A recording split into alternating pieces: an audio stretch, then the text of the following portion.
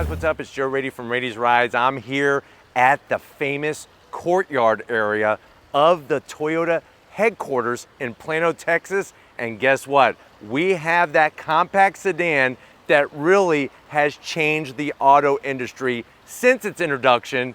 It's this one right here. This is the updated, changed up, most are saying improved 2023 Toyota Corolla. But before we get into this smaller size sedan, let's talk about what's going on here.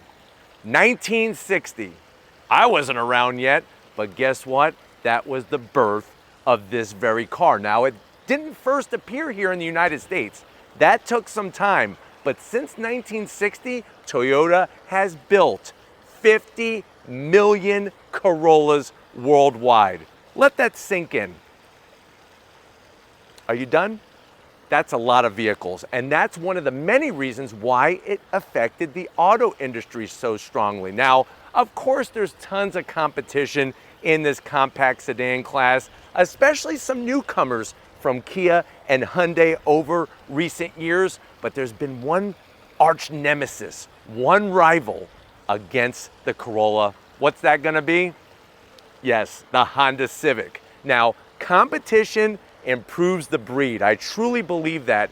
And each company, Honda and Toyota, have really taken to heart the competitive spirit between the two brands, trying to outdo one another and sell that excellent compact sedan. Now, with this new Corolla, you're gonna have some familiar styling touches, but there's some big changes, not only on the inside, not only on the outside, but also underneath the hood. So what I wanna find out is, has Toyota finally mixed up the perfect recipe, that compact sedan recipe for ultimate success in the market with the 2023 Corolla?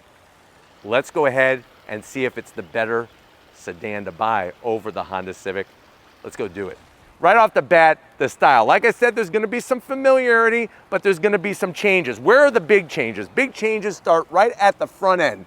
You're gonna have a whole new headlight design. Love the way they shaped the headlight housing. They brought it further towards the front, and that actually paid off two different ways. I think it gives it a more aggressive look, and it kind of cuts down on some of the gloss black that was at the front, but I'll talk about that in a second. You got your LED projector beam headlight, LED daytime running lamp, and turn signal. As we go down, you do have this metallic black finish, and I like the way it wraps around into this corner splitter area. The one major zonk, fake vents. It would have been great to have some LED lighting in this lower one and make this one a functional corner air curtain. Let me know how you feel about this, especially when you look at the Civic and you can't get fog lamps on all the different trims. Would be nice to have a fog lamp on this sporty XSE trim. Now, as we come across the newly shaped grille area, looks familiar, but it's different. This area up here, this gloss black, this is what I was talking about. Because they extended the headlights in further, they were able to shrink this area width-wise, but you still got a bit of gloss black, but it doesn't stand out as much. And you'll notice hybrid, because you got 4 new powertrains, and now you could have hybrid, you could have front-wheel drive and all-wheel drive in the Corolla. Can't do that with your Honda Civic. And then, of course, you could have sporty XSE with the hybrid. How do you know it's a hybrid? The blue on that badging. Now, working your way down, large open mouth grille. I actually do like the style and the fact that it is functional. And the way that they did the lower lip splitter area gives it that extra sporty style that you expect on an SE or XSE trim. Now, when we get up onto the hood, everything else is gonna be very similar to previous model year. You got the lines that come up, boomerang towards the A-pillars. Let's talk about what's underneath the hood. I can't open it at this particular event, but we will bring more to you, so stay tuned for that. The great news is that the standard motor, that 2-liter inline 4, instead of having around 130 horsepower, we're now looking at 169 horsepower. So 2-liter naturally aspirated inline 4 standard engine is gonna be 169 horsepower up, like I said, compared to the smaller 1.6. You got your hybrid power choices, Plus you got front wheel drive and all-wheel drive. Nice things going up against the Civic. Now, as we come around the bend, I'm loving this nice ruby flare color. Has a nice sparkle to it in the Texas sun. We got updated wheels. And guess what, guys? They're not black. Finally, some other wheel colors. I love the metallic gray finish, V-spoke design all the way around, 18-inch wheel in diameter, 225 on the width on the tire, and a super slim and trim 40 series sidewall. I guess the one thing that's kind of bothering me is not so much the wheel, a little bit too much wheel gap.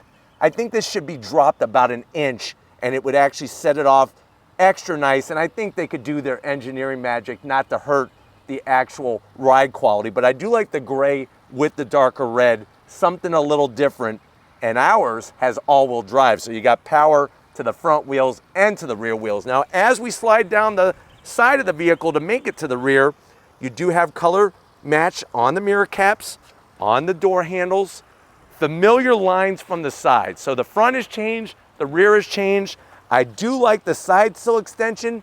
One of the things that makes me sit by the river, the lazy river here, and scratch my head, why do they put the all-wheel drive badge here? So when you look down below, they, for some reason, put the badge, I guess to say that there's power going to the rear wheels. Put that on the trunk lid. Why have a badge that low and kind of just stuck on there? So that is my one zonk, and it's shiny chrome finish. If this is a sport trim, no shiny chrome. This isn't the 1950s. Working our way towards the rear, you're gonna see as we come around on our SE. Remember, you have XSE, you have SE. We do have hybrid badge. Would have been nice if it was just blacked out. I do like the way they do the red. Taillights have been resculpted a bit. You got some black trim across the center, and then working our way, look at this aggressive rear diffuser. Simulated stakes in the back to help channel that air, but definitely looks way more aggressive at the tail end of the business. Now, let's kind of come over to the side. Since we can't open up the doors, I want to talk about the inside a little bit. This has standard 8-inch infotainment system. On that infotainment system, you are going to get the new Toyota operating software. So you'll have that Hey Toyota feature, navigation, wireless Apple CarPlay, wireless Android Auto. You'll be able to set up all the different user profiles so that when you get into your Corolla, it's going to bring all of your music selections from your phone, set up the seat, set up the whole interior, or if your friend's going to drive your Corolla, they could have their own profile, which is going to set it up exactly the same way. You got the updated map system, very fast reacting. We have shown it to you on the new Tundras, on the new Lexus products. It's now finally made its way into the Corolla. And when we look at the Corolla, you're still gonna have that 8-inch floating iPad system. It's all touchscreen. And then you're also gonna have an improvement on the standard gauges.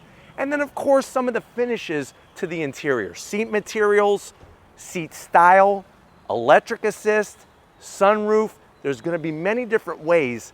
And while I'm standing here, that waterfall makes me think.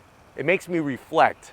One of the things I know that this is missing is gonna be, it should have a trunklet spoiler. Now, I don't know if there's gonna be one, because remember, this is a pre-production unit. So there are gonna be some things that get added at the factory once they make the full production run. So let's hope that they add a trunklet spoiler, because if this is an SE or an XSE, you wanna have those special features. But it's nice to see finally a brand stepping up to the plate. Wasn't Hyundai, wasn't Kia, wasn't obviously Honda, having a compact sedan with all-wheel drive. What's the main competition, you ask? It would obviously have to be the Mazda 3, because the Mazda 3 you can get with all-wheel drive, but no hybrid technology when looking at the Mazda 3. So come reflect a little bit. We're gonna be bringing you on-throttle action, not only with this Corolla, but of course the hatchback, the standard hybrid Corolla, and you know which one I'm talking about, the manual shifting all-wheel drive GR Corolla. So stay tuned to that. It's gonna be coming up in the next few months, but which way are you gonna go? Are you liking the new Corolla? You know you do. Tell me. Or would you rather go Honda Civic with your money? Put it in the comment section. But until we meet another day and another waterfall scenery, maybe in another state, another time. If you're new to the channel and you're on your way out, hit that subscribe button. I promise you it's worthwhile. Come back for more. If you are a subscriber, thank you for being part of the Raity's Rides family. We got to give it up to the person that makes everything happen here on Raity's Rides. Wonderful Lori, working that camera like a champ. Show her some freaking love in that comment section. Lori, thank you for all that you do. And just like always, guys, I'll see you on the next ride.